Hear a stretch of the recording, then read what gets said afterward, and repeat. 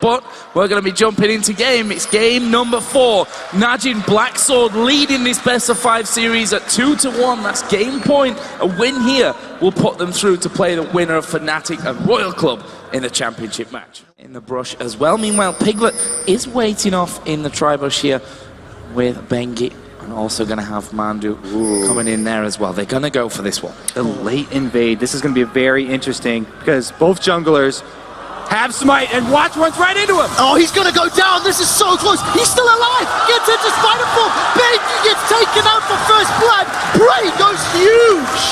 Cade with that hook at the last second, and then the reflexes from all members of Sword. Expression also using his flash, ignite, and stun instantly to chain it and grab them that first blood. Absolutely incredible start here for Najin Sword. Let's have a look at that one again. Let's probably watch this slow, because initially Watch gets chunked down. Right after Bengi does the second activation of Q, Watch flashes away. So he knows that Bengi can't follow him any longer, and that brings him right into Kane's hook.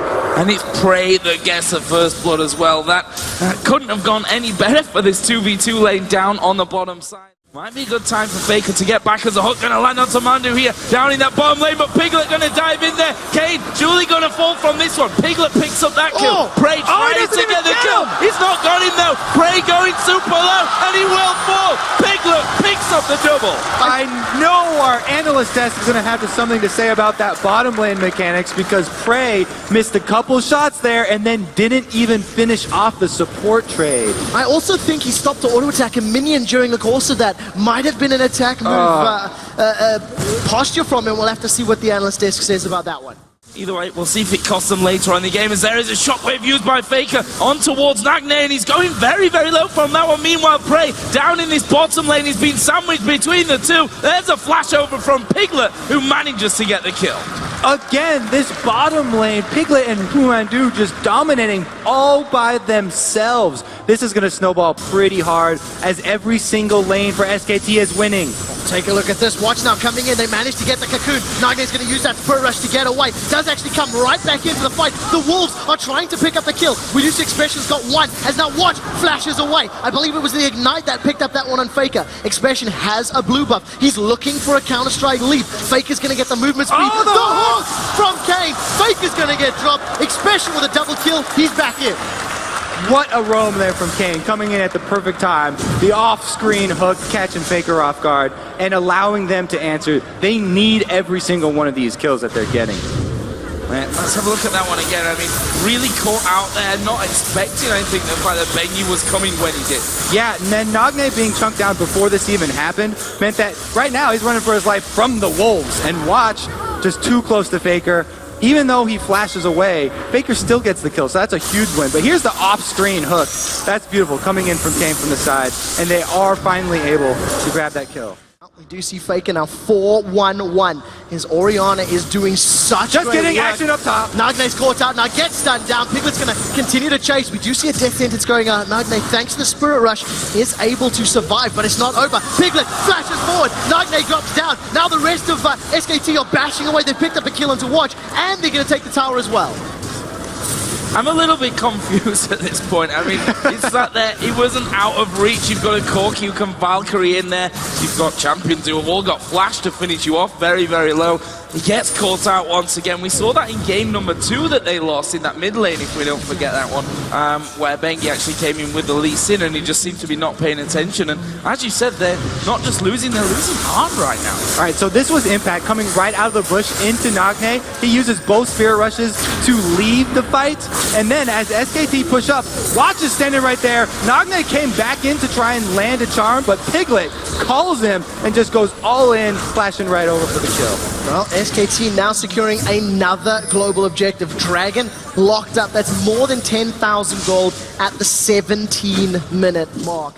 But 12,000 gold down. 4 kills to 12. We haven't even touched the towers of SKT. They stay stacked up. They're see that Orion at command attack really giving so much zone control here in favor of SKT. The tower is going to get dropped down. True shot barrage blows in. But it's sort of started a fight. Mandu getting caught out, but the shockwave absolutely destroys them. That's going to be a 2-for-1 for now. Watch, trying to finish off Faker, who's still trying to run away. Meanwhile, Nagne trying to escape. Oh, the charm land! Charm does land. That will save Nagne's life, but that is not going to be Faker going down. In fact, he turns it around. Oh, he is!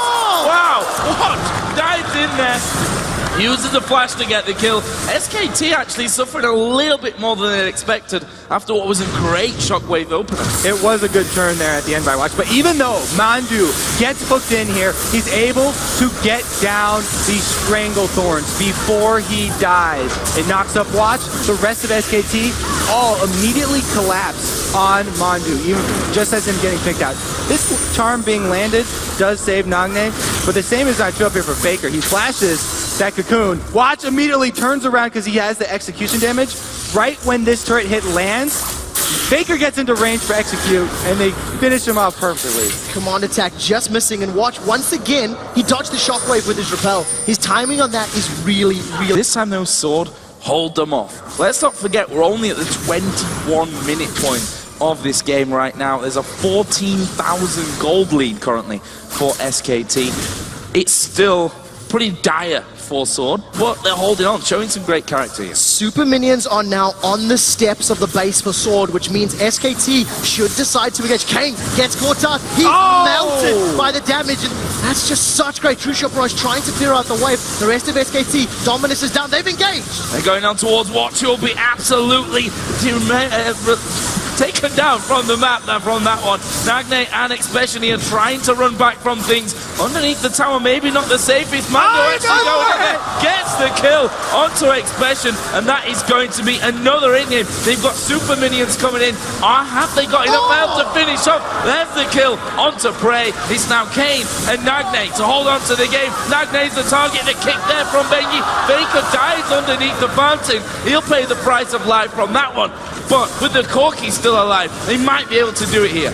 Well, they're going to do the best they can. It's not a lot of defense here from Sword. This is going to be game 4 going to SKT. They've got one Nexus turret and decide to back away. Those death timers not particularly high right now as we are only 23 minutes into the game. And here's a replay of that fight. Oh, the impact right there. The rocket hitting at the exact same time. Just blowing him up. And after that turret down, even though they don't have ultimates, SKT can run over this. They've got the man advantage. They've already got Ezreal extremely low, so they can just run into the base. Well, there is the victory.